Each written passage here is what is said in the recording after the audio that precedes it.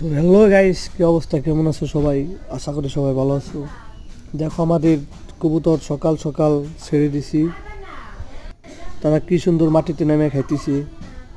আমার এই কবুতরটাই বাচ্চা উঠাইছে, ঠিক আছে।